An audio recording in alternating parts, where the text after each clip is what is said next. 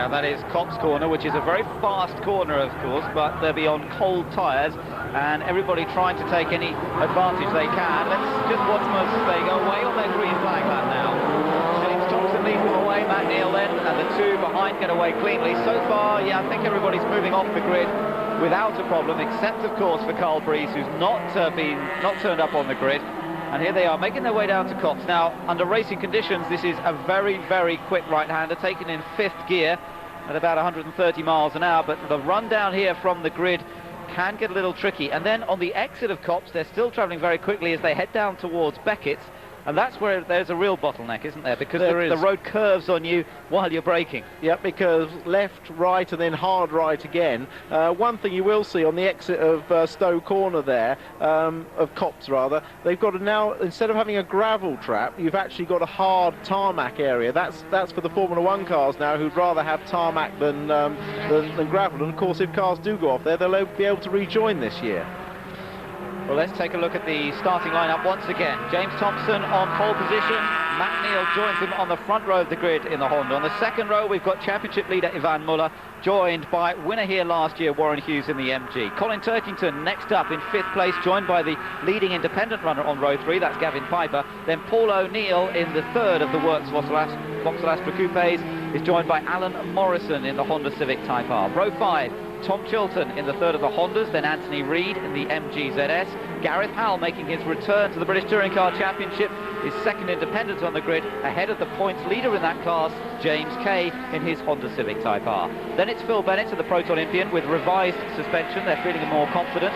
Rob Collard in the privateer Vauxhall Astra. Then it should be the two Peugeots of Dan Eaves and Carl Breeze, but Carl Breeze, as we mentioned, is missing from his grid position. David Leslie, last of the Tourers to qualify. Alongside him is the pole sitter in the production class. It is Luke Hines. Behind him, the winner of both races at Thruxton, Tom Boardman, and the man who leads the production class championship in the BMW, Michael Bentwood. So that's how they line up for the start of the race here today. Behind those, it's just Jim Edwards, Alan Blenko, and at the back, Paul Wallace. And that's how we will have them lined up. We're still waiting to see if there's any sign of Carl Breeze joining into the lineup, but there's no sign of him so far, as James Thompson brings them round gradually, trying to keep the pace fairly slow on the last part of the green flag lap. The other car that hasn't taken the start is in fact Tom Boardman in the privateer 307. So there seems to be a 307 bug going around. Well, that's a bit disappointing. Boardman, of course, was the winner of both races at Thruxton, moved himself up to 5th in the championship, but it looks as though he's not going to be starting here this afternoon.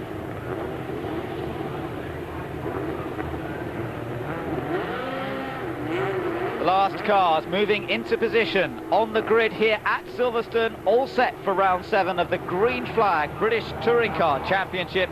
James Thompson determined to close the points gap on Ivan Muller, and it's Thompson who starts from pole position, but there is Matt Neal right with him, and Matt Neal wants to put some of the bad luck that he's suffered behind him and get the race victory. He's had one race win so far this year, but he's been on the verge of getting many more.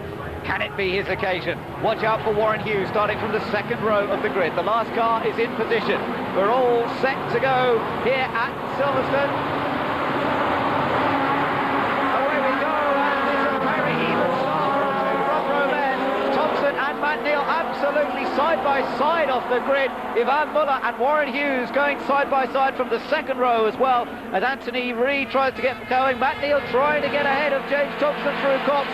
Side by side, good clean racing so far through Copse, but who has the inside line for the next part? It should be Thompson, and Bennett's in trouble. Phil Bennett does have contact with somebody because his deranged suspension at the back is proof of that. And look, Thompson's got in front of Matt Neal. Ivan Muller's just slots into 3rd place ahead of Warren Hughes with Colin Turkington in 5th. Yeah, good start. Matt made a good start. James Thompson made a good start. It was obviously neck and neck into Beckett's, and James Thompson came out in front. Disaster Phil Bennett. The big loser, in fact, on the start was Gavin Piper. He's gone back several positions. So James Thompson takes the defensive line into Abbey. Matt Neal takes a slightly wider line in, hoping for a better exit. And remember, Matt Neal's car running lighter than that of James Thompson, some 24 kilos lighter, up under Bridge Corner where the Dan patch is on the turn-in. The two leaders get through there safely. Look how close Matt Neal is to the back bumper of James Thompson's Vauxhall Astra. It's Muller in 3rd place, then Warren Hughes in 4th, and Colin Turkington in 5th position. Yeah, Matt Neal looking fairly racy. Very close driving, but very all together, no problems. They're looking to just stretch it away on this first lap, but Matt wants to be in front. Out of Luffield then, now accelerating as they come through Woodcote up to about 110 miles an hour, still building up the speed as they come across the line at the end of the first lap. It's Thompson, Neal, Muller, Hughes, then Turkington, then Alan Morrison, followed by Paul O'Neill, then Gavin Piper, Anthony Reid and Gareth Howell. So the two independents of GA Motorsports separated just by the MG of Anthony Reid, and Rob Collard's in trouble. That's a great disappointment after all the hard work those boys have done on that car. It looks as though his race is run already. Look at this battle for the lead, as it's still Thompson from Matt Neal, but now Ivan Muller's joining in. Yes, and Thompson was having to block going into Beckett's there. Matt had a bit of a run at him just coming in, and James saw that and moved to the right-hand side just a little to block him, and that's allowing Muller to get alongside. Matt's alongside, but he's on the outside of the track here. Now this is tricky. Thompson has the inside line, side by side through the Abbey hairpin. Still side by side on the exit of the corner. Oh, this is good, clean racing. Thompson gives Matt Neal just enough room, doesn't put him on the dirt. And Matt Neal now trying to go all the way around the outside of Bridge Corner. Oh, this is great stuff. Still side by side.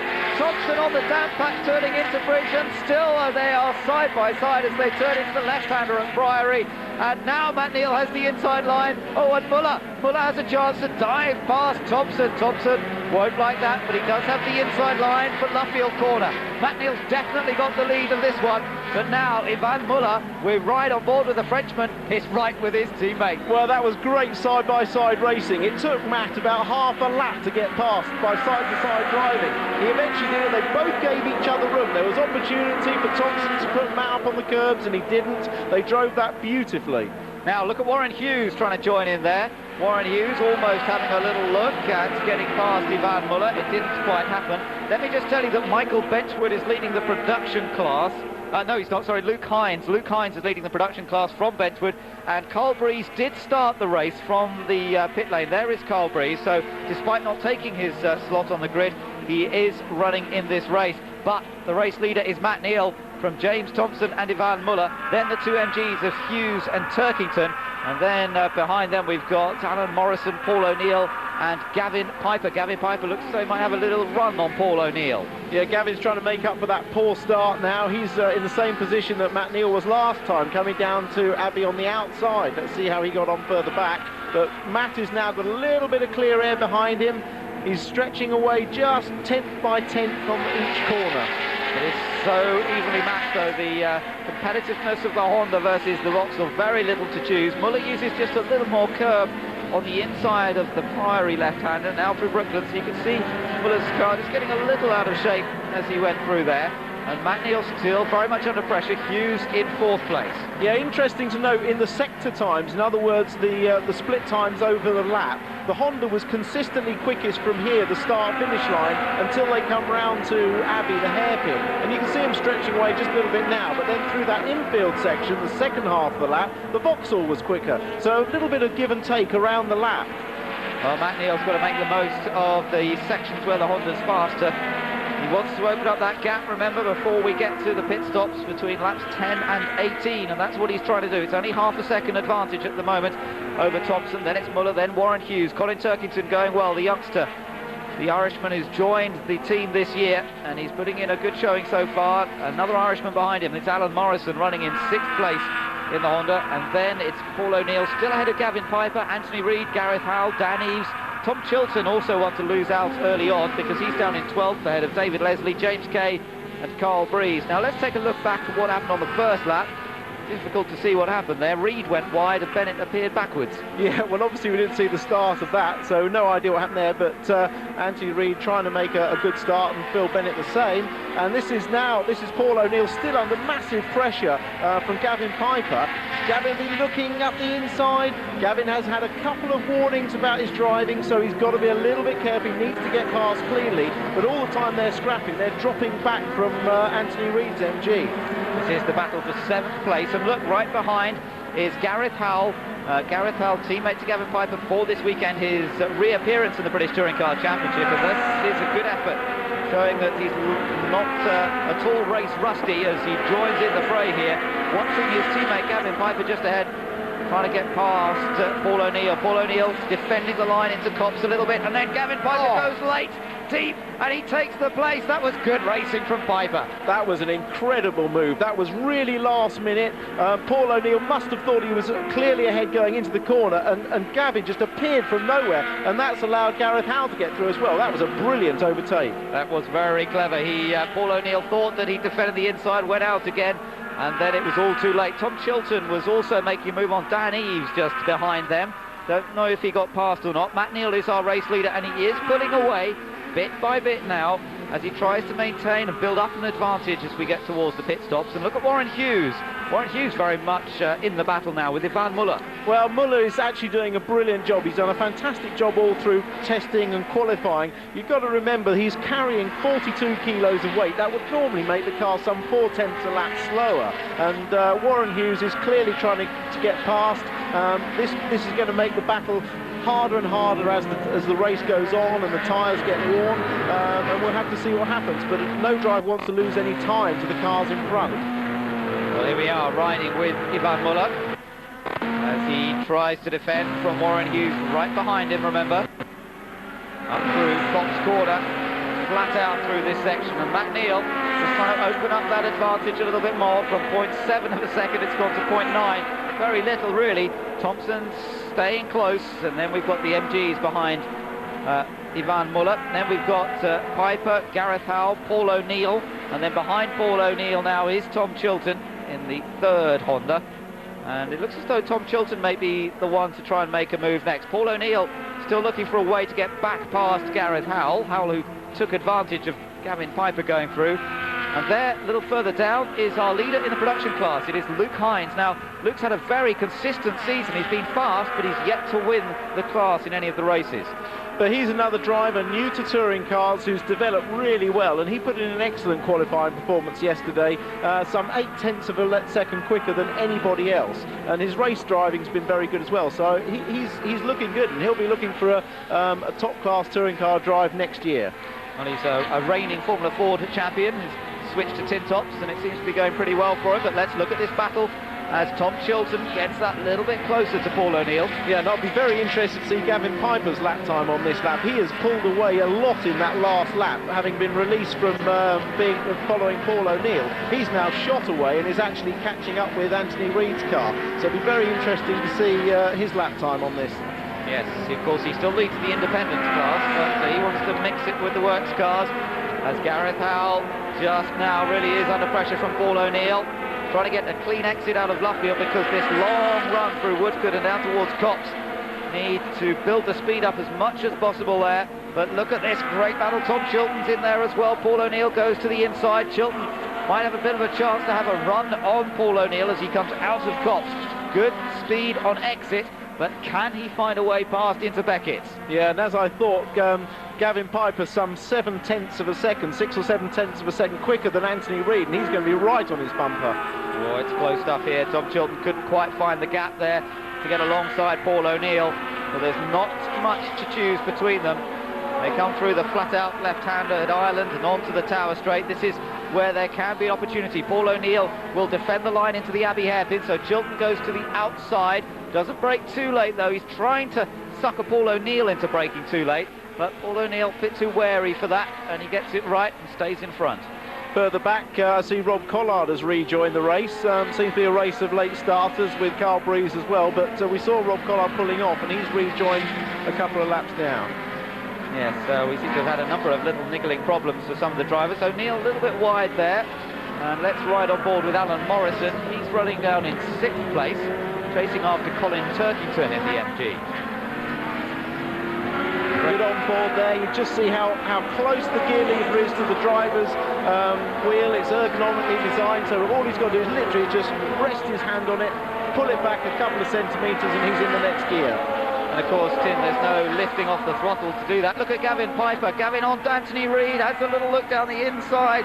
You've got to be alongside Anthony Reid for him to even think about giving you the place. Yeah, but there'll be another chance into Beckett's. But as you say, Anthony, very hard driver to pass. And Gavin sort of telegraphed that move, really. He looked a long way down the inside early on the straight, rather than just surprising Anthony with a last-minute lunge.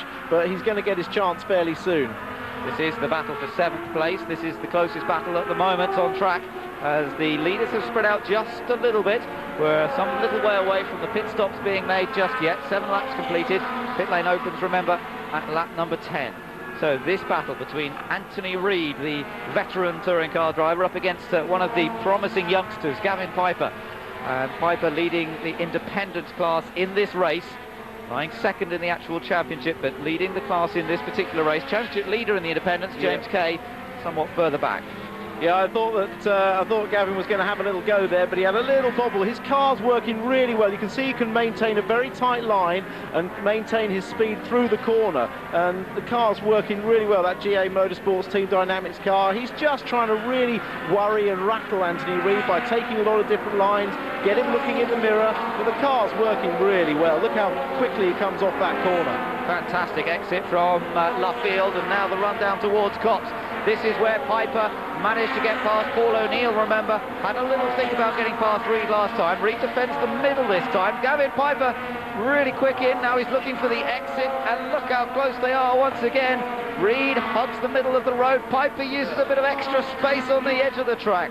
Well, I don't know what Gavin was doing there. He must have been down adjusting the radio or something, because he was well off the circuit there. But he is enjoying both a grip advantage in the corners, and he's also got a slight speed advantage on the straights. Now, I don't know quite what's happened to Paul O'Neill, but he seems to have dropped out of that battle with Gareth Howell and Tom Chilton behind them, because Howell is now a little bit more on his own. Look in the background, you can see the second white Astra, no sign of Paul O'Neill. No, I don't know why. He was struggling from an early stage and dropping back. Most unlike Paul, he's had some really strong race performances this year, so presumably something wrong with the car. Meanwhile, there's some other little races going on. Battle for, this is a battle for position in the production class, but it's not for the lead of the production class. It's a bit further down between Paul Wallace and Alan Blenko. But back to what Gavin Piper's up to. He hasn't managed to find a way past Anthony Reid, despite clearly having a faster car than Reid. Well, it's one thing to have a faster car, but you still got to get it in the right place to get past. There is our race leader, and Matt Neal coming along across to complete 9 laps this time, with a reasonably good lead over James Thompson, but a lead that could easily disappear with a slow pit stop. Yeah, that's a lead that is looks a lot on the track, but it's only 2.2 seconds on the actual stopwatch, and that's why the pit stops are so important. 2.2 seconds in the pits could be won and lost very easily, and you can see the difference it makes as Gavin has another look up the inside, but you can see what 2 seconds looks like on the circuit. Well, it's not going to work there for Piper, I don't think, at Copse, not on Anthony Reid, and in fact this is all allowing Gareth Howell to be a little closer once again. Now this is really where he's got to work on it, trying to get the exit out of Beckett's here, get a good run down the Tower Straight and down towards the Abbey hairpin. But Anthony Reid, of course, knows exactly where to position the car to defend his position. This is a good old tussle, this. It might only be over 7th place, but each of these drivers giving their all in these very different cars. The MG's quick down there, actually, and Piper doesn't really get a chance to get alongside. No, although he closed a little bit on the braking, and then that gap stretches out a little bit on the acceleration. Overall, Gavin is definitely a lot quicker on the lap, and that's actually been proved by the fact that Gareth Howell and Tom Chilton are catching up behind. So, I mean, but he seems to have just lost a little bit of pace. Looks as though Howell might have made a little mistake down at Abbey, though, because suddenly Tom Chilton's a little closer to him once again, and Howell will have to keep an eye on his mirrors. This is perhaps where, being a little race rusty, those little errors can sometimes creep in when you haven't been in the car day in, day out. It can, but I mean, Gareth's done a lot of racing. He'll be absolutely loving this, getting stuck in amongst the works cars. There's nothing like it. I mean, the Vauxhall Astra is probably the best car that you could just jump into. Everyone that's driven them has gone quickly in them. It's once again we see Gavin just looking, and he could, oh, it's so close, but they've tried that move so many times that he knows that Anthony is just going to chop across the front of him, and it's really very difficult to get through, but it's hassling all the time. Oh, now will he be able to duck to the inside? He may be able to duck to the inside. Now he looked on. He looked at Anthony Reid is so experienced, he knew what he was going to do, but now this could be a real opportunity, because on the right hand side, which will be the inside for Abbey, and he really should be able to do it this time. Yeah, Anthony Reid was really compromised coming out of Beckett's, and now Gavin Piper surely has the pace, and Gareth Howell's going to have a go as well. So So again, they're almost working together, these two. They managed to go past Paul O'Neill. Gareth Howell's on the outside, though, here. And will he have enough space as he gets squeezed over the curb? No, he stays on track just about, but Reed reclaims the place from Gareth Howell. Gavin Piper has taken Reed, and in fact, Howell's going to lose out to Chilton now. Yeah, so nearly, Gareth Howell nearly got through to follow his teammate. Oh, and he's had a little lunge there. Very good move by Gareth Howell at the last minute past Chilton. I thought that was all going to end in tears on the approach, but whoa, and Chilton just rubbing the back of him. This is fantastic, but let me tell you that Matt Neal, our race leader, is coming into the pit lane, and so is James Thompson. So it's the battle in the pits now between Honda and Vauxhall. Will all that practice work that Honda have done come to good effect here? The front tyres are the ones that are changed. Two wheels have to be removed by the regulations. Away goes Thompson. Matt Neal is away, and he is in front, and they have retained the lead this time. Well, fantastic. Well done, Arena Motorsports. Well done, Honda. You've done it this time. You've got your man out first. That was a great pit stop. They look calm, they look cool, and they got the guy out in front. So early stages for a pit stop to be made, but they've both gone for it, and Matt Neal stays in front. But of course, don't forget Ivan Muller will still be trying to put in some quick laps and look for a quick stop himself. Here is the battle between Tom Chilton and Gareth Howell. These two are still hard at it, and it's Chilton just ahead of Howell for the moment. 7th place, these two, with the pit stops now being made. David Leslie in the pits. I don't know whether he had a problem, whether everything was going all right on that stop, but it's Chilton versus Howell that we're concentrating on right here. Yeah, others to have stopped on that lap were Colin Turkington, and in fact Gavin Piper and Anthony Reid both stopped as well. So wonder if either of these two will be coming in this time around, or whether they'll leave it a little longer. The sun definitely shining a little more brightly than it was first thing this morning. The track was very damp this morning after heavy overnight rain. Now let's see how Muller gets on with his pit stop. He was the race leader, of course, a moment ago. Having seen Matt Neal and James Thompson already make their stops, it'll now be a question of where Muller comes back out relative to those two cars. Hughes and Morrison also come in. The driver's taking a lot of speed into the pit lane. It's a windy approach. They're all locking up just before the actual pit lane speed line. But a good stop again by VX Racing. Now he's making his way down the pit lane. It's a long pit lane though. 40 miles an hour is the limit. Matt Neal crosses the line now, past our commentary position, and I think that Ivan Muller will not be able to get out ahead. Let's just see as they come down in towards Copse. There's Matt Neal, goes through. Matt Neal is still in front. Thompson, where's Thompson? So Ivan Muller will come out behind again Matt Neal and James Thompson, back to where he was before. That's going to be status quo. That gap will stretch out just a little bit on this lap because Matt and James have had a lap to put some heat into their tyres. So although the positions are the same, I think the gaps are going to be slightly increased. Dan Eves has made his pit stop as well, so most of them have made pit stops now, as Ivan Muller was the last to come in. Tom Chilton, however, has not yet been in, nor has Gareth Howell, so they're still involved in their little battle, and we'll wait to see how that one gets resolved. It's going to be quite a battle in the pits between their respective crews, of course, and we'll wait to see whether Alan Morrison is coming in. He should be in, I think he has been in, actually. Yes, Morrison has been in. So it will be Chilton that we'll be waiting to see to come in. Meanwhile, the MG's making their way round. Yes, we've got Chilton, Howell and Paul O'Neill who haven't stopped yet. So that's just messing the order up a little bit. We're also just seeing David Leslie come back into the pits, so there's obviously some sort of trouble with the Proton because we've already seen him in the pits.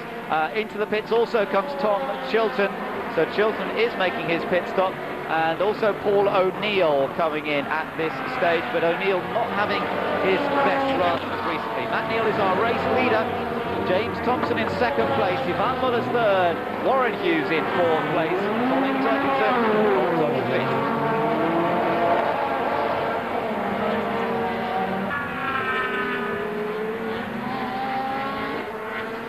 Welcome back to Motors TV coverage from Silverstone. It's round 7 of the Green Flag British Touring Car Championship, and at the moment the race is being led by Gareth Howell, the returning independent, and that's because he hasn't yet been into the pits for his compulsory pit stop. That's okay, he doesn't have to be in yet for another 4 laps if he doesn't want to, so he's just using the time, staying out there. There he is in the white Vauxhall Astra run by GA Motorsport with support from Team Dynamics. And Howell enjoying himself out in front, and I think now, yes, he does decide to bring the car into the pits this time around. And this will mean that Matt Neal becomes the leader of the race once again, ahead of James Thompson and Ivan Muller. Yes, that's the last of the pit stops made, and we've got the rest of the race to run. And the car's running fairly equidistant at the front. There's sort of about a second and a half between them. Very close, but of course now we've got to see how the tyre wear goes, particularly with regard to, there was a problem in the pit lane for Gareth Howell, from on the left front. Now it's done, and he stalled it. That's just lack of practice, unfortunately. Very unlucky, just lack of practice. Hasn't done any pit stops this year, and of course the first time he does it, he has a problem. Very unlucky for Gareth. Oh, and we've got Paul Wallace off. You saw also in the pits a drive-through penalty being carried out by Anthony Reid a moment ago. So Anthony Reid is doing his drive-through penalty, but you're seeing Paul Wallace. There is Reid, and there was apparently some sort of contact in the pits. Yeah, we didn't see it, whether it was running into the back of somebody or pulling out in front of somebody else, which of course can be very dangerous. We saw at Mondello, but Anthony's race has effectively been ruined with that drive-through penalty, because it's such a long pit road here. It takes forever to get through, and will add a good 20 seconds onto your lap time. Of course, it can. You do get a drive-through penalty even for running over the hoses used by the team. If you run over with the front wheels with a front-wheel drive car, that will give you a drive-through penalty. So it might have been something like that. We'll have to find out a little bit later on. Meanwhile, there is Alan Morrison. He's running down in 7th place, so not quite as well up as his teammate Matt Neal, who leads this race overall. Ivan Muller still holding on to 3rd place. There is Muller. And behind him in 4th is Warren Hughes. Warren Hughes just going past the production class Honda Accord there of Jim Edwards. Had a new engine fitted for this race. Edwards still waiting to get out in the Peugeot 307, but of course, as we know, Tom Boardman has not made the start of this race in the 307, so obviously troubles for that car. There is our race leader. Well, can he hold on this time? What bad luck is going to afflict him this time? Surely something's going to happen to him. No, I don't think so. I'm really hoping that Honda have got rid of that bad luck gremlin that's been following them around this year. You know, I think, as I said at the start, if Matt doesn't win this race, he's going to be really upset, because this was a good chance for him off the front row with a light car. The pit stop went perfectly. There's really, hopefully, nothing that's going to stop him. That's the kiss of death.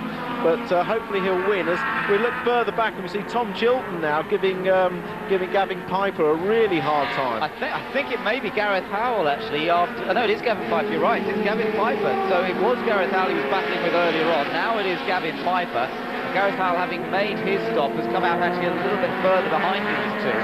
So that's a battle for 7th place, and it looks like Gavin Piper's just lost a little bit of the pace that he had at the start of the race. At the start of the race he was very quick, was all over the back of Anthony Reid, and then the last few laps before the pit stop we started to see him struggle, and I wonder if he's had a small problem, a little like Tom Chilton had maybe in qualifying, with a broken roll bar or something, but certainly his lap times have dropped off, and there's some performance loss in that car.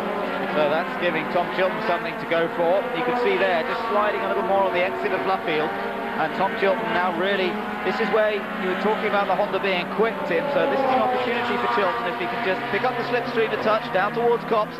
But it's not going to be easy to get past. He does not try to go for that late lunge that we saw Piper attempt on Anthony Reid a few times earlier on in this race. But he's had a good run through Copse, and now he'll be looking for an opportunity down towards Beckett's.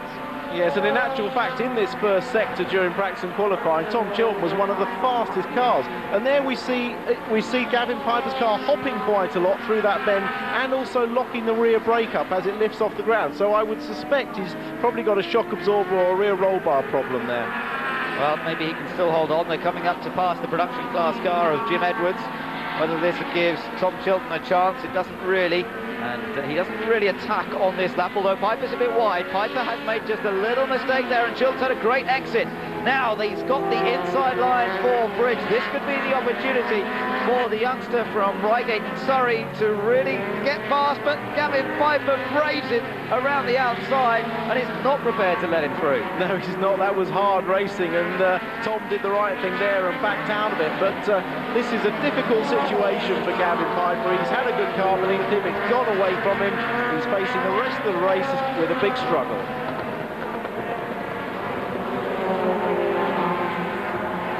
Well, damage there to David Leslie's car, but we've got some battling going on between the two MGs now. Warren Hughes versus Colin Turkington. This is the battle for 4th place.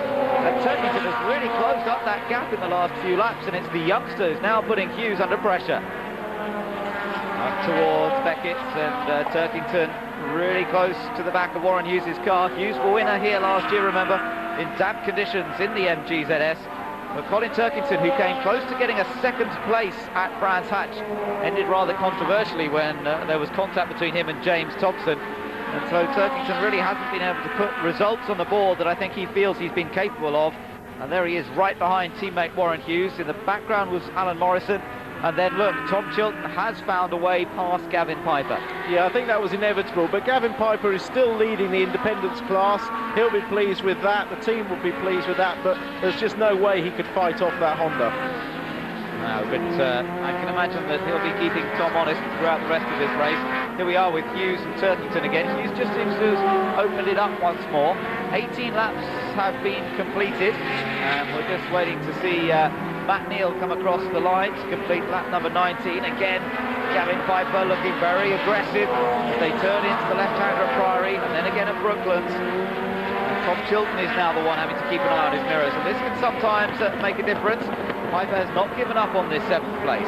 Well, that's one of the great things about Gavin. He just does not know when he's beaten. He just keeps fighting, and it may pay off for him, because if he worries Tom Chilton enough and makes him drive defensively instead of just driving his line in a clearly quicker car, Piper will always have a chance to do something towards the end of the race. 6 laps to go, so there's a bit of time yet around this 2.2-mile track to try and find that little bit of space and see how the car ahead is behaving as the tyre wear increases. There is Warren Hughes, and Warren looking to get a 4th place finish. He'd be reasonably happy with that, I suppose, although they were really hoping to get at least onto the podium here this afternoon. 4th place finish he had in the first race at Mondello earlier on this season, and that is his best result to date. So at least it would match the best of the season, but they could do with a few podium finishes for the team. Behind him, Colin Turkington, and then there's a bit of a gap back to Alan Morrison. A couple of seconds, the gap between the two MGs, and then the red Honda of Alan Morrison. Turkington again, that little bit closer as they came through bridge, but not in a position to attack. And of course, it is his teammate, so he can't take too many risks. No, absolutely not. I think, again, we've got a little bit one of those situations where Turkington appears to be quicker in this infield section, the tight, twisty section. Then on the faster section, it looks like Warren Hughes is quicker. He's particularly quick into Beckett's, actually, Warren Hughes. Yeah, it's a little wide through Brooklands, but didn't seem to lose him too much time. Meanwhile, we've got problems, and that is Dan, I think. Well, no, it's Carl Breeze, I think, who's pulled off. Carl Breeze in the Peugeot 307 started late, and now it comes to a rather smoky end. So let's hope they can get that car repaired for the second race here later on today. Still Hughes versus Turkington for 4th place, heading down towards Beckett's now. Yeah, just watch through this first part. Warren Hughes carries really good speed through that part, and he's just very quick, and it's not giving Colin Turkington an opportunity to get up the inside. He's really looking for a mistake from Warren Hughes, perhaps in one of those slow corners where Warren is struggling to keep a tight line for a mistake to get cleanly past. But with 5 laps to go, he's running out of time just a little bit. Alan Morrison is positioned behind them, but he can't seem to close up very much. Hughes is quite neat and tidy through Abbey, and if anything on that last half lap has just opened up the advantage by a couple of car lengths again. Let's just remind you that Matt Neal is still leading this race, but interestingly James Thompson closed the gap up just a little bit. 1.7 seconds is the gap.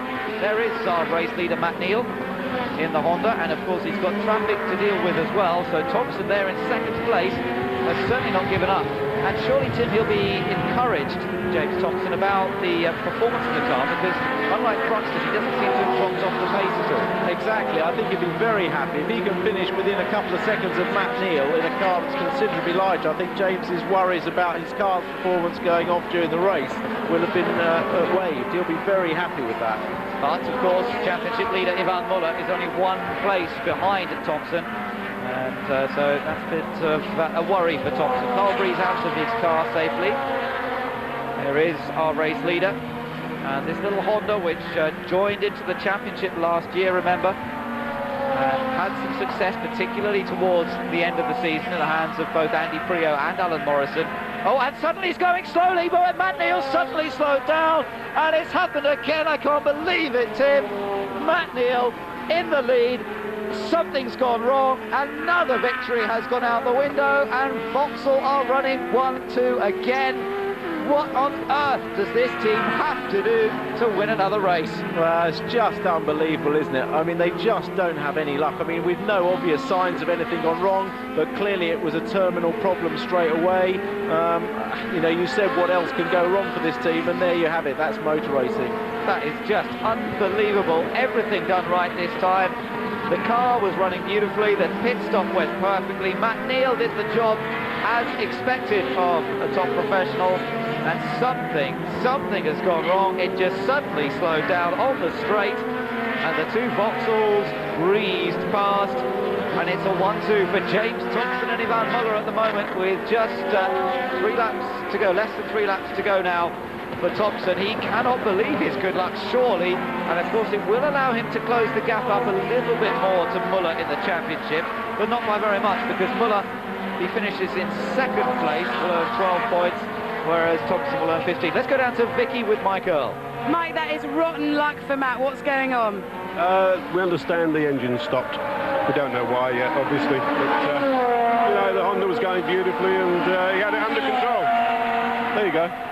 Bitter disappointment. Even the pit stops went well.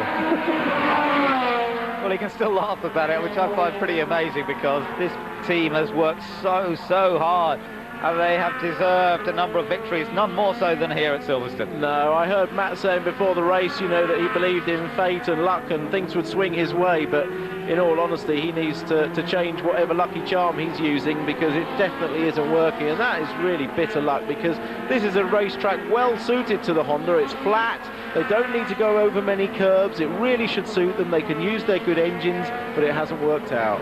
Well, you talk about Matt and the fate. He is one of those drivers who's quite superstitious, actually. You know, one of those drivers with lucky underwear, lucky Nomex race suits. Well, I think he must be changing everything in his wardrobe at the moment, because nothing seems to be working for him. Warren Hughes, of course, now in with a shout. Well, he should be on the podium. Third place for him. Turkington in fourth. A somewhat inherited podium, but don't worry about that. However you earn it, it doesn't matter. It's the result that counts, and Hughes will be delighted if he can just keep going these last few laps and take a podium finish here for MG, backed up by Colin Turkington, and still just in the background, Alan Morrison doing his thing, but not able to close the gap. Yeah, not under threat now. I mean, James Thompson's got 4 seconds, Muller's got 4 seconds, so no real threats at the front, and I think it'll be a very comfortable win for James Thompson. And a very comfortable win for this man in production class. This is Luke Hines, and he has a 23-second advantage over the next man, Michael Bentwood. That's a remarkable level of performance from Luke Hines in this Honda Civic Type R, the car run by Barwell Motorsport, and the youngster who is lying second in the production class at the moment on 51 points, some way behind Michael Bentwood, it has to be said, but this will be a very useful first win in the class for the youngster, the 21-year-old son of many-time world karting champion Martin Hines, and he's around this weekend as well. He'll be very proud to see his lad leading the production class, but James Thompson's the man leading overall in the touring class. He'll be coming around to go on to his final lap this time with a very useful margin over Ivan Muller, just over 4 seconds. Yeah, going back, I think it was a great performance in the same way that the circuit suited the Hondas in the touring class. I think it also suits the Honda in the production class, and Luke's driven a beautiful race. I hope he gets a stronger challenge in the second race, perhaps from Tom Bourman if he gets out. But back at the front, it's a Vauxhall 1-2, a situation we've seen many times before. Of course, the difference this year, and a number of people have mentioned it, of course, Mike Earl mentioned it earlier on in today's programme, is that Vauxhall have had absolutely superb reliability this season. Last season they had a number of engine problems and niggles, and remember, they lost top points, particularly Thompson, for having more than the statutory number of engine changes during the season. This year, the cars have run just like clockwork. They have been so reliable, these Astras. They've been fantastic. The only problem they had with performance last year was reliability of the air engines. They had several blow-ups at the worst time. They've conquered that over the winter. They've had absolutely faultless reliability, coupled to good teamwork. It's given their drivers a chance every single race. So James Thompson just has a few more corners to complete here to take his third win of the season, and once again that will match them up on 3 wins apiece. A little bit like last year, it is really turning into the 2-horse race for the championship. One wins and then the other wins, and it's Thompson's turn this time. The reigning champion, James Thompson, with that number 1 on the car door. He's going to take win number 3 of this season and backs up victory he had here last year as well. James Thompson, he might have inherited the win, but it's another maximum point score for the Yorkshireman. Ivan Muller will be delighted with second, carrying maximum ballast and keeping the gap between himself and Thompson close. The MG of Colin Turkington comes through to take third. Where has Warren Hughes gone? No sign of Hughes. It means that Morrison comes through in 4th, Tom Chilton comes through in 5th place, and then Gavin Piper. So I'm not at all sure what's happened to Warren Hughes, whether something's gone wrong on the last lap or whatever, but it's Turkington who takes the final podium position. And there our winner should be in the production class. Let's not call it too soon, because everything seems to be happening in the last moments of this race, but it should be Luke Hines. Yeah, he's only got three more corners, but and he can certainly back it off and finish. But I don't know what happened to Warren Hughes. He pulled away a little bit from Colin Turkington, had a comfortable gap. We didn't see what happened to him. So at the end of the day, it's the young Colin Turkington who gets the final podium position. Yep, Turkington, well, he deserved it in many ways, but Hughes was really there all the time. I do feel sorry for him. Looked to get 3rd place, and he can't buy any luck either at the moment. But here's Luke Hines about to take his first win in the production class, his first season in tin tops of any sort of saloon car or touring car racing, and he's done a great job here at Silverstone. Absolutely dominated the class in this first race of the afternoon. The young man who started karting when he was in his very early years, was a cadet series champion when he was only about 12 years old, and here he is winning in the production class in the Barwell Motorsport Honda Civic Type R. So our winners in this first race, James Thompson in the touring class. In the independent class, of course, the win going to Gavin Piper after a hard-fought run amongst the works cars, and the production class win going to Luke Hines after really what was quite a dominant performance. Similar lines to Tom Boardman's performance at Thruxton last time out. Hopefully Tom will be out in the second race this afternoon, but James Thompson coming through, having taken pole position for this race. He also got fastest lap, so not only picking up the bonus point for pole position, but also picking up another bonus point for fastest lap, and another point, of course, for leading at some stage during the race. So it'll all help him in the points chase, but with Ivan Muller finishing in second, it's still going to keep the gap fairly large between the two of them. Yeah, you just see the scrutineers there. The roller that he has is to check the minimum ride height at the front. The cars are not allowed to run below the 80 mil level, and that checks the ride height to make sure it's not running too low. Then it's rolled up onto the scales and weighed, including the driver. The driver's weight is included with the car to make sure that he's not running underweight. There is Warren Hughes' car. Now, whatever happened, the car all looks in one piece. It looks as though it simply died on him, a bit like Matt Neal's car. A little difficult to say. There's tyre marks. Looks like he's just driven onto the grass. It doesn't look like he spun onto the grass or anything, and he certainly wasn't under too much pressure. He had his teammate behind, but I don't think his teammate was going to do anything silly, or we hope not. And there is James Thompson receiving the applause from his crew. Triple Eight Racing, the VX Racing crew, are having an absolute stormer of a season once again. There we are. Top man James Thompson, the reigning champion, takes the win, and it's all looking very comfortable, but it was Matt Neal's race, surely. Let's hear from Vicky.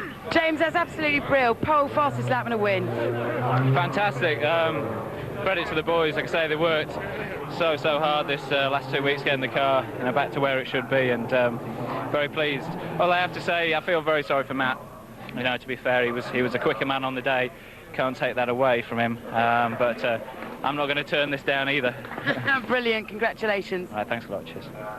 So James, happy with that one. As he said, it's a shame for Matt Neal. He deserved the win, really, in many ways, but you don't turn them away.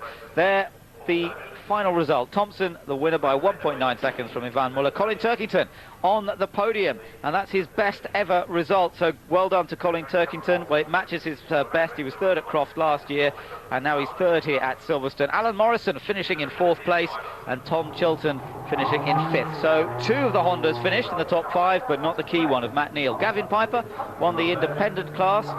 Gareth Howell finished third in the class in the end, passed by the leader in the championship in independent class, James Kay, with Anthony Reid finishing in 10th place. So that's been the first round of the BTCC races here at Silverstone for the moment. On Motors TV, we are now going to move towards the DTM series, the German Touring Car Championship, and more great action from there. We'll be back from Silverstone a little bit later on here this afternoon. We'll see you then. Bye-bye for now. But it's fingers crossed there.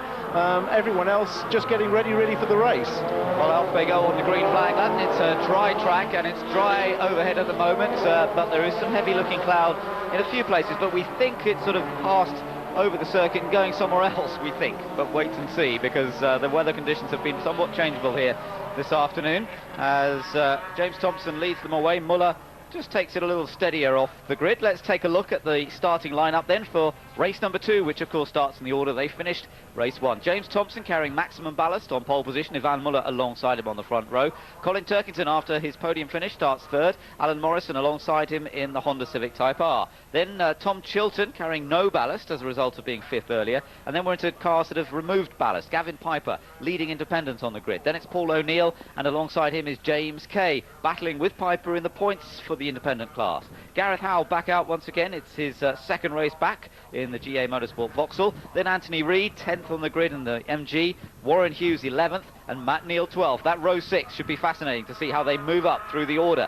Dan Eves is 13th, just ahead of David Leslie. Then it's Rob Collard, who also had problems earlier on, and Phil Bennett, who was hit by the looks of things on that first lap. Luke Hines was the winner earlier on in the production class, so he takes pole for the class ahead of Michael Bentwood, Alan Blenko, and Jim Edwards in the Honda Accord. It looks as though Tom Boardman, who had troubles earlier on, Tim, I'm not quite sure whether he's made it out again, has he? No, I didn't see him on the grid. The team had changed the engine. It was a sort of cam timing sensor that had broken on the car, and as usual in the production class, they don't have fully ready engines with all the parts assembled on them, so they've been working against time. I checked in the garage just on my way down here, and they had the engine running, but he's a no-show on the grid, so desperate disappointment for Tom Boardman after his success at Thruxton. Now, Carl Breeze had a problem this morning, and he was very late out. He suddenly joined the race from the pit lane. Now, he's obviously been having troubles as well. Yeah, similar sort of story, really. As we said, a 307 virus, it seemed. He hasn't made it out for the second race, purely and simply because the team have just run out of engines now. He had a blow-up in the first race, having already changed the cylinder head gasket prior to that first race, which is why he was late out. So, desperate disappointment for them as well. Well, it appears that that Boardman is out. Ah, right, good. Now, they've obviously just managed to do it from when you saw them, getting that engine running. They have just managed to get him out. So that's tremendous. I'm glad he's got out, because he is a real racer, Tom, and it'd be nice to see him give Hines a run for his money. Right, so he's in the production class, of course. We don't think Carl Breeze isn't on the track, we know that. So here we go then. Alan Morrison moves into position. That's on the second row of the grid. Good opportunity this for Morrison. Let's see what he can do. The two Vauxhalls are heavy, remember, and they were maybe struggling to get off the grid and pull away at the start of this race.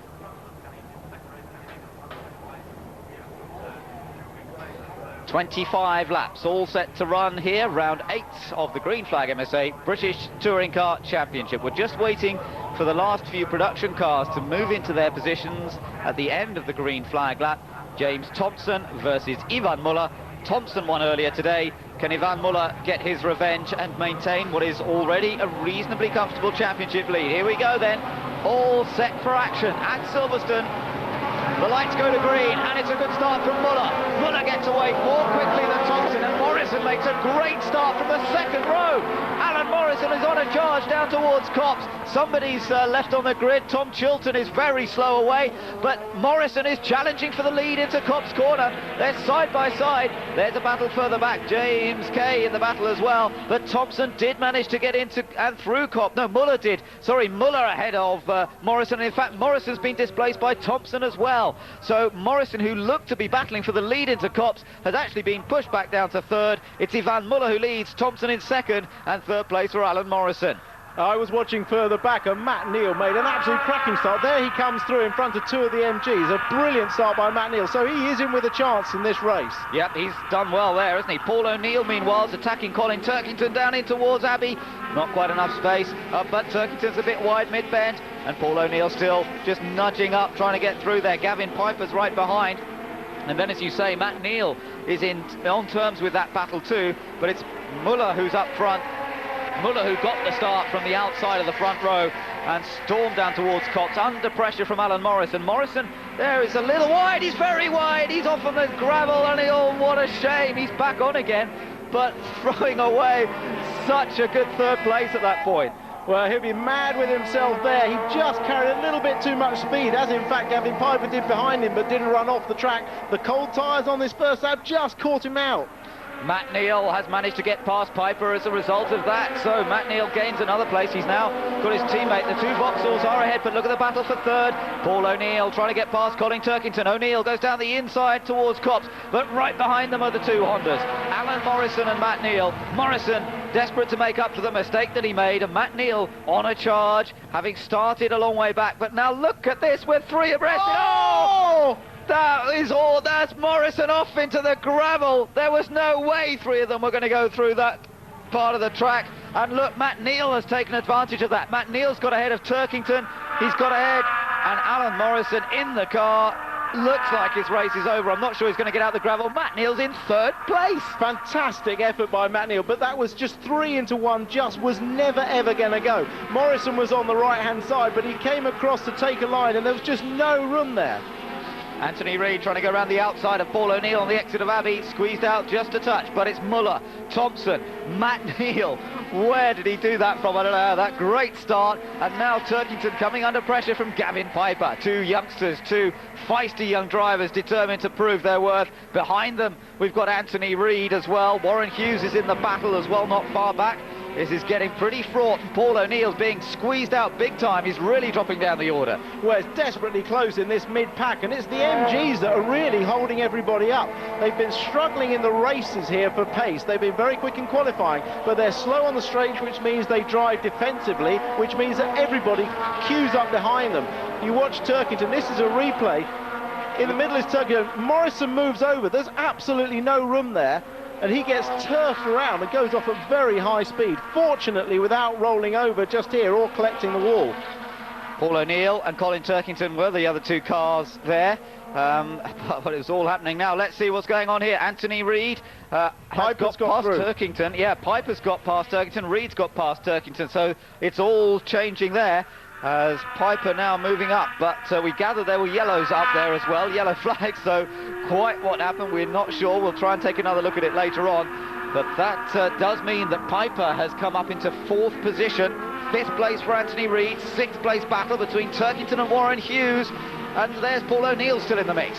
Yeah, of course, Warren Hughes started at the back with Matt Neal, so that just shows what Matt Neal's progress has been like. I hope for Gavin Piper's sake he didn't pass under the yellows, because that would be a real shame. I was right in the first race in saying that Gavin did have a problem on his rear suspension, as we Warren Hughes, that was touching Turkington as he went past, and those are two teammates, and Paul O'Neill now has got through past Turkington. Turkington's being squeezed out by everybody, as Anthony Reid now, look, with Gavin Piper, the two of them side by side, but Reid's taken that place, so Reid now gains that position. Turkington, the main loser on that lap, though, he's lost. Oh, and that was the Peugeot off into the wall, so that's Dan Eaves who's gone off exit Luffield on the outside of Luffield before Woodcote, and he's into the gravel trap, so that's a great shame for the Peugeot as this battle between Reid and Piper continues.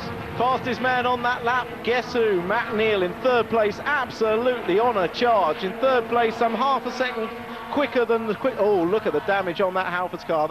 They've had a desperately disappointing weekend this weekend.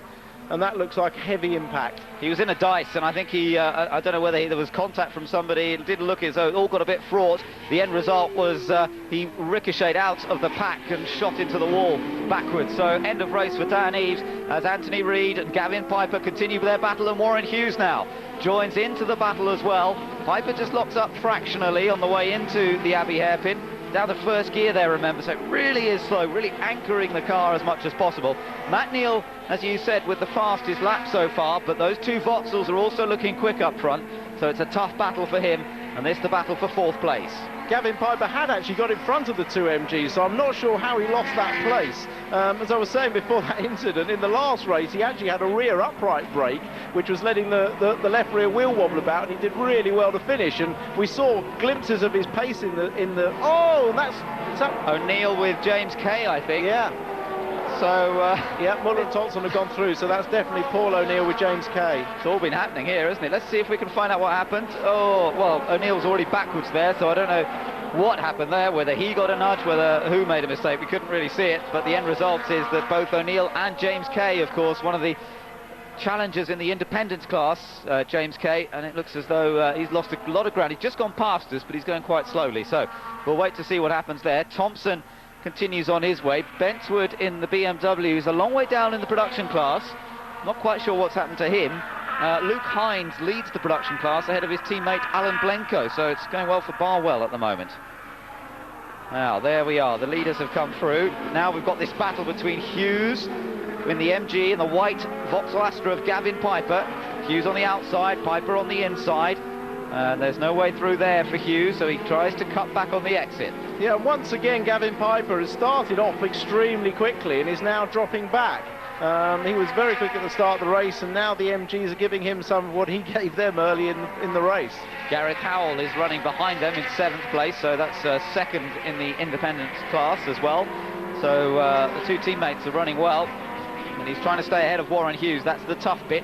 Stay ahead of the Works MG of the man who had such a good race going in the first one. Looks as though he was set for 3rd place before the car packed up on him, Warren Hughes, so now he's trying to make up for that. Matt Neal has just pulled off into the pit lane when this is far too early for a compulsory pit stop, so I don't know what his problem is. There's smoke from the back wheel. Matt Neal's car, there are more problems, can you believe it? What? Well, I just don't know what to say anymore about poor Matt. Just can't seem to get any luck at all. Meanwhile, the battle between Gavin Piper continues with him and Warren Hughes, and I think Warren might have the opportunity there to get through. Matt Neal's car being worked on, and yes, look, Warren Hughes has got past Gavin Piper. Piper just made a little error through Copse, and now Warren Hughes has taken advantage of that. So we have then Piper followed by Howell, and then it's Colin Turkington and Rob Collard next up. Yeah, great shame for Matt Neal. I just don't know what he has to do to get some luck, but from the way they're looking at the car, it's obviously curtains for this race. Great disappointment for him and the Honda team when, once again, it looked as though they had the potential to win at least one, if not 2 races. It means there's only one Honda left in this race because we lost Morrison into the gravel trap. But Tom Chilton, of course, didn't get off the line for some reason. I don't know why, whether he stalled or whether he had a glitch with the car, but for whatever reason Chilton didn't really get started at all, so he's now down in 12th place, a long way down the field. On board here with Ivan Muller, our race leader, and now that we've lost the Honda, it really should be fairly plain sailing for these two Vauxhalls. There is Matt Neal in the pits, and I don't think they're going to bother to do anything much there. They're pushing the car away into the garage. End of day for Matt Neal. So the two Vauxhalls come through. 3rd place now is Anthony Reid. Well, would you believe it? After a rather lowly qualifying performance in the first race, nothing special in the race as it terms the result. And now Anthony's running in 3rd place. As we see Rob Collard, that's just going past the production class car, but it looks like something might have come off the car, or whether there was some debris on the road. I'm not sure quite what that was. Behind those two are the two Protons of David Leslie and Phil Bennett, and that's quite a nice battle. Yes, it is. I mean, they've obviously David Leslie was put out in the first raid with the incident with Anthony Reid in the pits, and they're really just developing their new suspension in the races here. Different setups on the cars for every race. They're quite convinced they have improved the front end grip, which was the problem with the car before, but they still need to do a bit more testing and a bit more development, as behind them they've got young Tom Chilton fighting his way back. Yeah, after that start that all went wrong for him, he's got down the inside of Phil Bennett, and that is for position, and Paul O'Neill's right there as well, also trying to make up ground after that incident.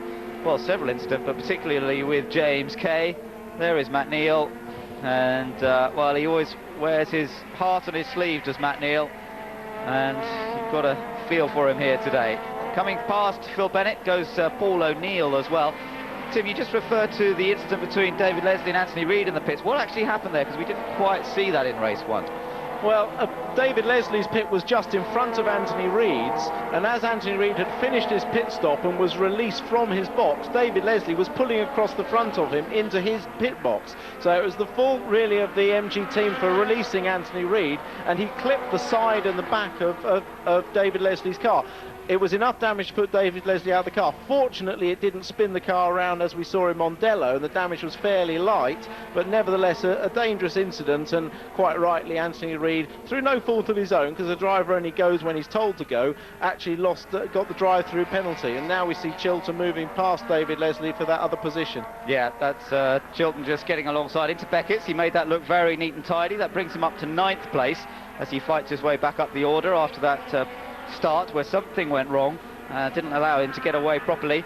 But also following him through there looks like Paul O'Neill, and David Leslie not fighting quite as hard as sometimes perhaps. He knows that he hasn't really got a car to match these two, particularly the Honda and the Vauxhall. So that is a little bit difficult for Proton as they further develop this car, but they've had to let these two go through. So that brings Paul O'Neill up another position again. Our race leader is still Ivan Muller. He leads James Thompson by some 2.2 seconds. Looking comfortable. 7 laps have been completed. In fact, 8 laps have been completed virtually. No, 7 laps, sorry. Muller just across the line. Then Thompson, 2.7. The gap between them. Somebody sounding a bit rough there, Tim. Now, that was one of the MGs. Was it Anthony Reid in the first car? It certainly sounded like a very flat V6 engine, and just behind them I see that Gareth Howell has actually got past Gavin Piper. Now we've seen that Matt Neal's been out of luck. Let's go and hear from him. He's with Vicky. Matt, what was going on? Good start, stayed out of trouble first couple of laps, and then picked up a vibration at the end of the first lap, and I was worried that the front wheel might have been coming loose, or we got a bit of a brake problem or something, and it was over. We finally got the vibration didn't seem to get any worse, but it didn't get any better, and it was finally it's either a cross shaft or a drive shaft failure. So it's obviously that manifesting itself. It's a shame because we got the legs on the two in front of them, and I thought the race was ours. You know, I really thought we could turn the pressure up at that point. So how did it actually happen? Sort of when you just came out? Yeah, the vibration was bad through left-handers, so it was obviously with the right-hand corner, front corner. And I just turned through Luffield onto the start-finish straight through Woodcut, and there was a big bang, and then I got no drive from the right front, so I was fortunate the pit lane was right there. A weekend to forget. A weekend that promised 2 wins, and we should have had 2 wins were ours and Honda Racing's. You know, the pace was in the car today, and it was there for the taking. We was robbed, as they say. Thank you. Oh, that's so disappointing for Matt Neal. We were looking at the incident that took out his teammate, of course, as well, Alan Morrison. That was a slightly earlier incident, but that seeing both of the top Hondas out. We've still got Tom Chilton there, remember, the third of the works Hondas, but he did have that problem of getting off the grid, so he's down in 9th place at the moment. Tim, have you worked out which of those cars is sounding so rough? It's getting worse and worse. Well, it actually sounded like both of them on that lap, but their lap times are still very comparable, very close indeed to the leaders, so they don't seem to be losing a lot of time. But the noise was so bad, it was impossible to tell which MG it was. Well, we'll try and track that as much as we can. Just seen the leaders all come through. You're watching there the battle between Collard and O'Neill. Chilton has got past Collard now on this last lap, so he's now in 8th, and this is the battle for 9th position, which Paul O'Neill, I think, has just taken.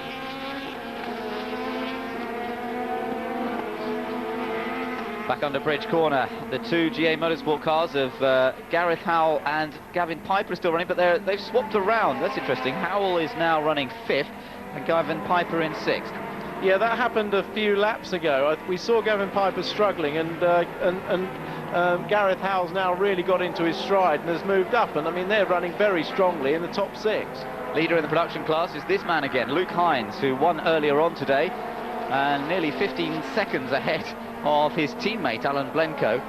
So really very, very comfortable for the moment. Tom Boardman is out there, but he's going rather slowly. So they've obviously got problems with the Peugeot 307 still, as we saw earlier on. 10 laps have been completed, and that means that we will start to see pit stops being made. The pit window between laps 10 and 18, so any of the leaders may now choose their moment to come into the pits, and it looks like Vauxhall are ready to receive one of them, whether it be Muller or Thompson. It's usually Thompson who likes coming in early, isn't it? It is, but I think that the way they do it in the team is that whoever is leading the race or on the road in front of the other actually has the vote, if you like, of who stops first, so we'll have to see. Well, Muller heads down towards Bridge Corner, and he's got a very comfortable lead, nearly 4 seconds over teammate James Thompson. Remember, Thompson with the heavier car for this race, having won earlier on today. He's now running full ballast, so that will explain some of the difference in pace between them. And Thompson will be reasonably happy as long as he just holds on to second, I would think. Of course, he'd like to beat Muller. Muller still has the advantage in the championship, but second place will do for Thompson as long as he can hold on there. Now, we'll wait to see if either of them make their way into the pits. Muller stays out. It's Thompson who comes in. Thompson making his way into the pit lane as Muller continues around out on circuit. We've got the MGs coming through. Anthony Reid is, I think, who sounds pretty rough, his car. Well, I have to say, Hughes sounds every bit as bad, so it may be that the same problem has afflicted both of them. Great stop there again for Vauxhall, no problem there. Now there's a number of cars in. Colin Turkington has come in as well, so has Gavin Piper, and Tom Chilton has also come in. There's Piper then, who's battling for the independent class win, but he had been passed by teammate Gareth Howell. Turkington's wheel goes, ooh, that's a bit dangerous, of course, with the wheel going out into the pit lane. And that's a little worrying, but I think everyone managed to steer clear. Turkington comes out again ahead of Gavin Piper and Tom Chilton. So that's the same order they went in. David Leslie also rejoining the fray, having made his pit stop. Paul O'Neill on circuit, and he hasn't been in for his stop yet, nor, of course, has race leader Ivan Muller, but we expect him to be coming in this next time around. There is Gareth Howell. What a great comeback this has been for the youngster from Bromley in Kent. This is Ivan Muller we're riding with, and I think we may well see him heading towards the pit lane this time. Yeah, brings it over tight on the exit of Luffield, hurls it through this little chicane on the way in. Really do motor through there before they have to get to the speed limit. Yeah, at this point they're flat out until they get to just beyond that line there, and that's where they have to be on the pit lane speed limit. So they're absolutely flat out through that chicane in the pits. Let's see whether the stop is as good for Muller as it was for Thompson. Well, it's very smooth, very clean looking stop. As long as he gets out safely ahead of Hughes, he does. No clash between them. Warren Hughes makes his pit stop now. And there's a little bit of a battle going on amongst the MGs, of course. There comes, it must have been Paul O'Neill. Here comes Thompson across the start-finish line. So it looks as though Muller's going to retain his lead. He has retained his lead quite safely. Yeah, Paul O'Neill has just come through there. And but he is, of course, a bit further down the order after his problems early on in the race. And we're still waiting for him to make his pit stop.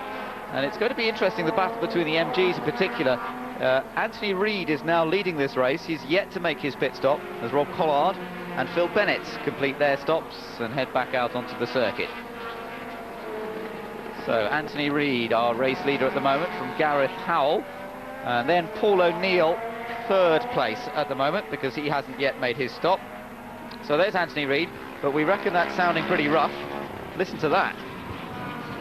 Yes, I think my father had a Bruff Superior motorbike that sounded a bit like that, but it doesn't seem to be affecting their pace. They have quite a complicated exhaust system on these cars because they're the only V6. They do have a lot of exhaust pipes, so obviously if one of the primaries, the headers, is cracked or broken, it's going to sound awful, but clearly it's not affecting his pace too much.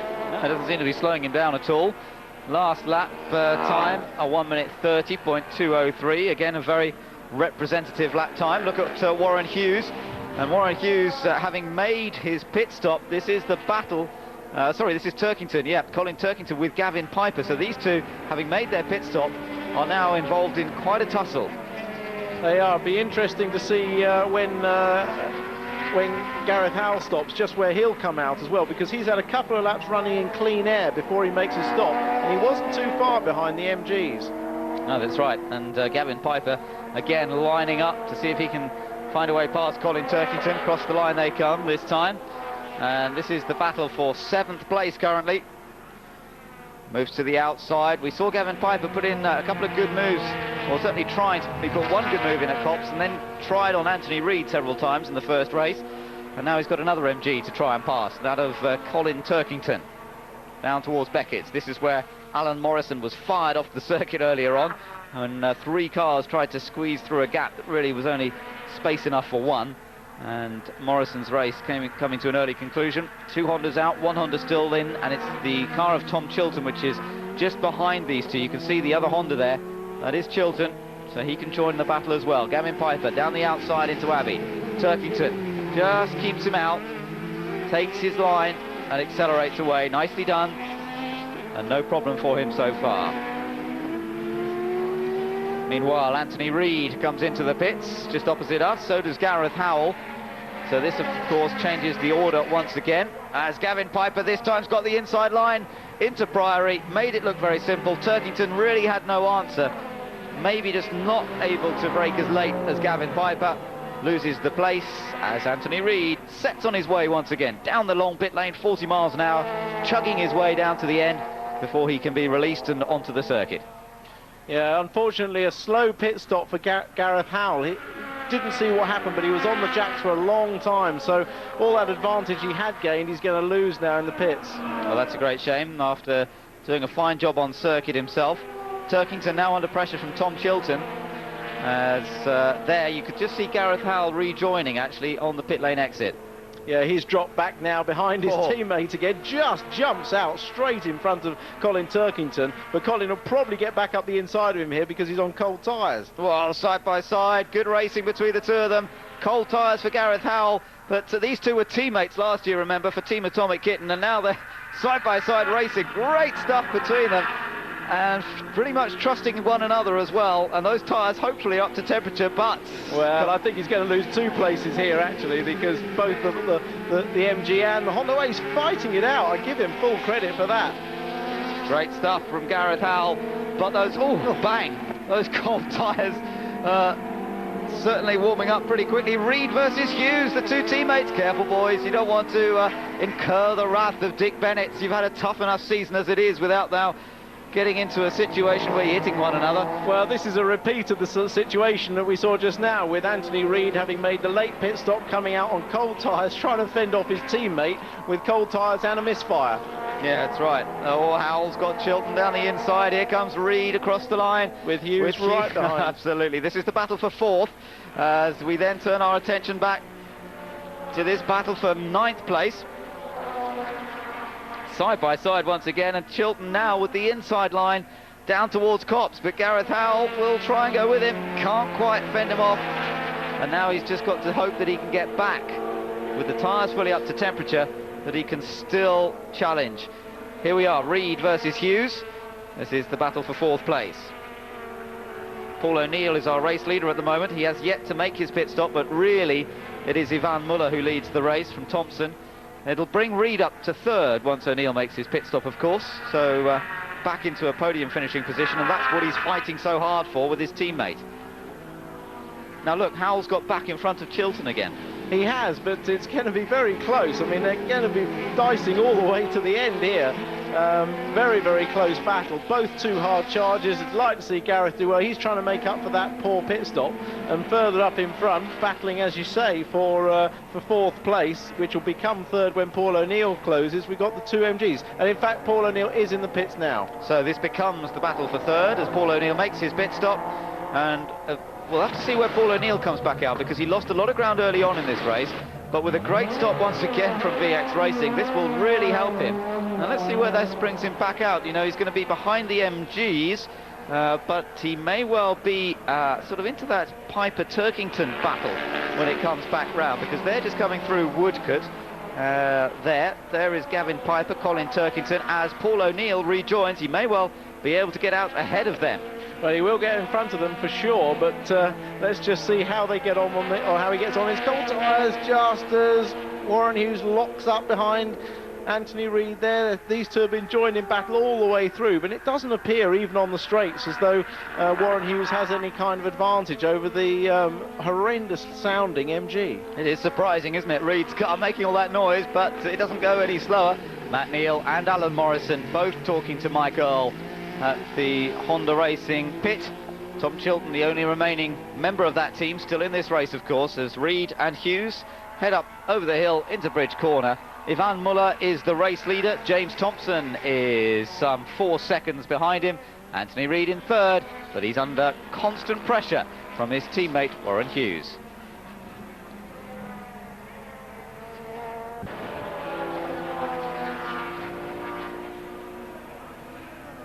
Welcome back to Silverstone, where the battle continues between the two MGs, but they have swapped around. So Warren Hughes is now third ahead of his teammate Anthony Reid. Oh, Tom Chilton takes a slightly wide ride. Now, it was on the run down towards Bridge, because Hughes had a good exit out of Abbey, hadn't he, Tim? Yeah, I saw a little bit of indicating there, actually, from the back of Anthony Reid's car. So whether he decided actually to let him through, I don't know. But there was certainly a little bit. It was too easy a pass on too easy a place, I think, for it to have been completed without some cooperation. Now, this is the battle for seventh between Colin Turkington in the MG and Gareth Howell in the Vauxhall Astra.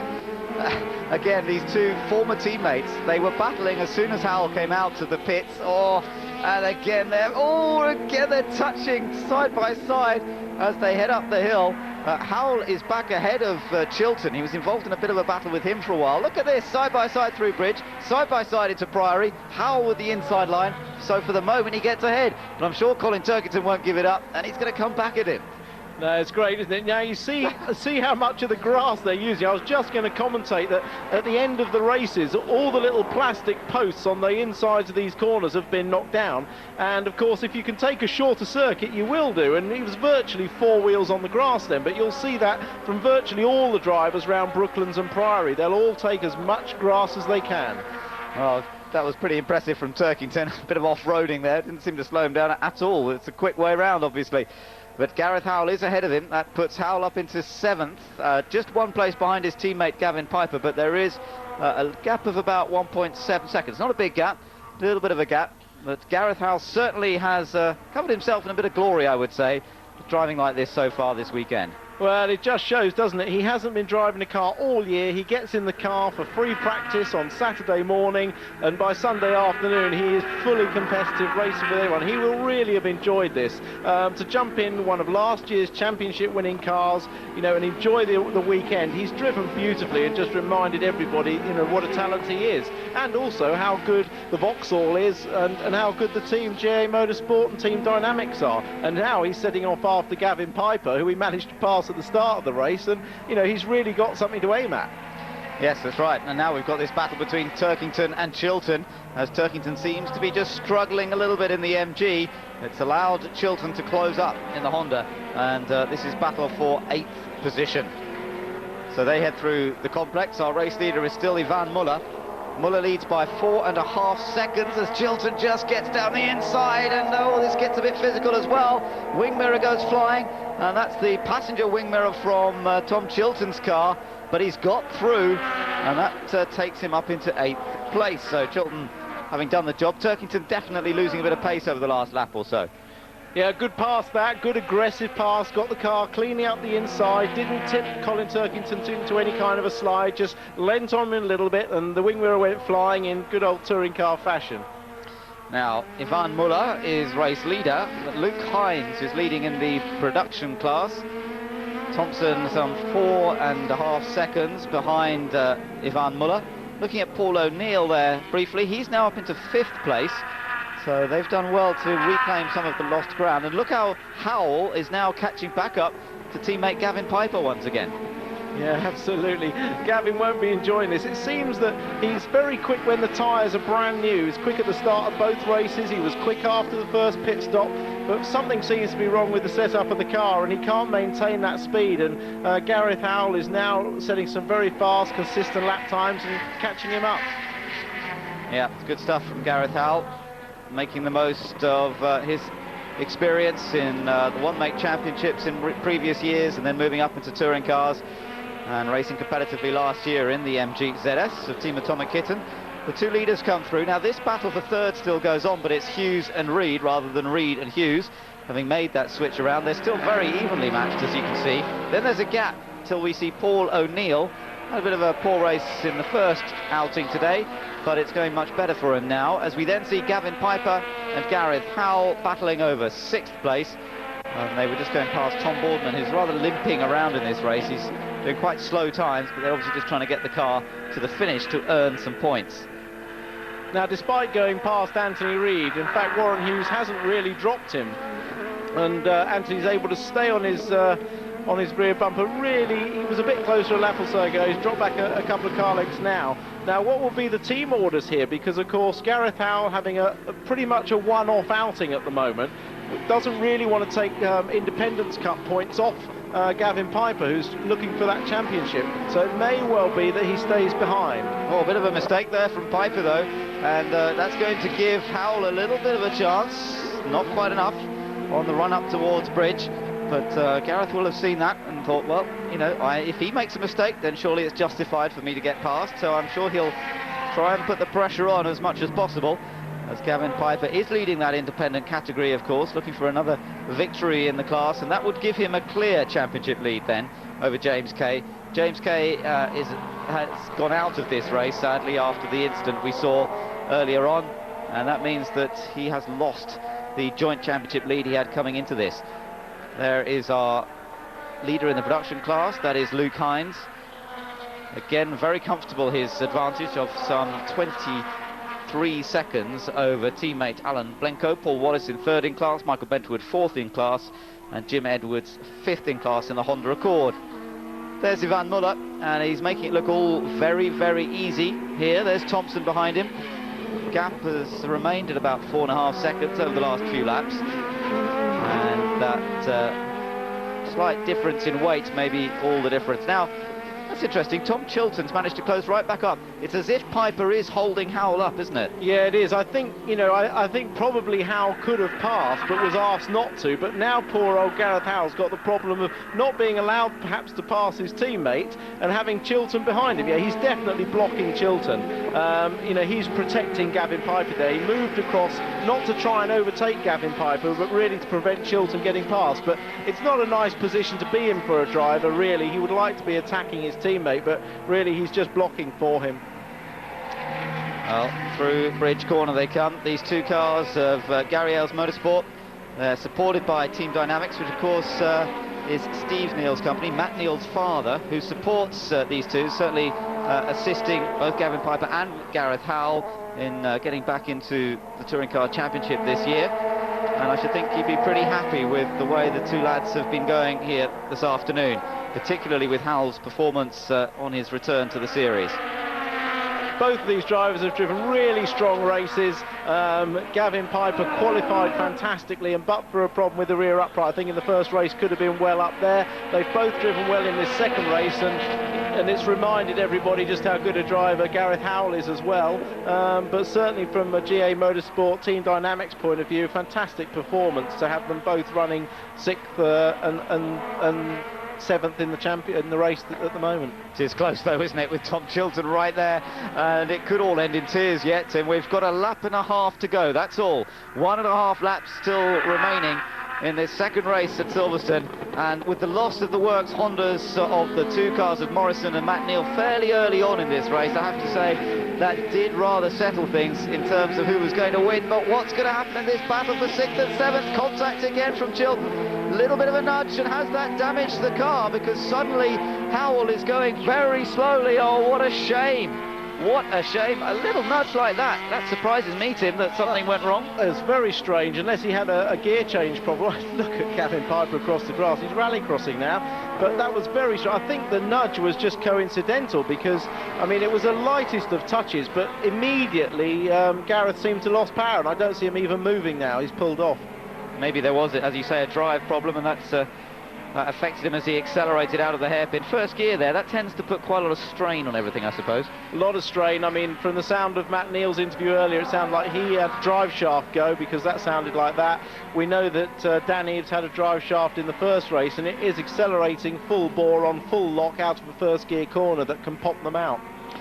But no such problems for Vauxhall, of course. Ivan Muller on his last lap now, and he's all set to take his 4th win of the season and to go one ahead again of James Thompson. James took his 3rd win of the season earlier on today, but Ivan Muller has now returned the compliment. Well, almost. He's only got a few corners in which to do that and to further extend his championship lead and effectively come away from Silverstone with basically the same gap that he came into it, as long as Jim Edwards doesn't cause him any problems, and I'm sure he won't. Edwards, an extremely experienced competitor, knows exactly what's going on around him, and Ivan Muller it is who is going to come through and take victory here in round 8 of the Green Flag MSA British Touring Car Championship at Silverstone.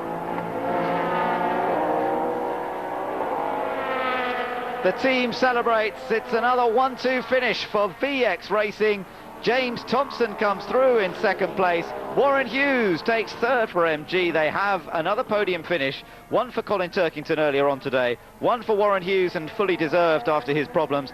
Here's the Gavin Piper, Tom Chilton battle. It's going to go all the way to the line. Who's going to take 6th place? Is it going to be Chilton? Chilton might just do it on the line. We're going to have to check. It is. Yep. Chilton takes 6th place right on the line. Good effort from the youngster. He'll be pleased with that. It doesn't make too much difference to Gavin Piper. He still wins the independent class. And there is our production class leader, Luke Hines, who has still a little way to go. He's coming out of Abbey. It's about a 1/3 of a lap still to go before he gets to the checkered flag. But he's got a 30-second advantage over his teammate. And look, he's coming up to lap the class points leader, Michael Bentwood. Now that's a fairly remarkable achievement. I think Bentwood must have had his own problems. He wouldn't be that far back without some sort of troubles, I'm sure. But the team has really got this Honda Civic working well here this weekend. And Hines is going to take a double victory, as Boardman did at Thruxton a couple of weeks ago. Bennett didn't make it to the finish. That's a shame. Still classified. I think he'll still be classified. But a great shame for Phil Bennett. But it's Luke Hines who comes through to win in the production class.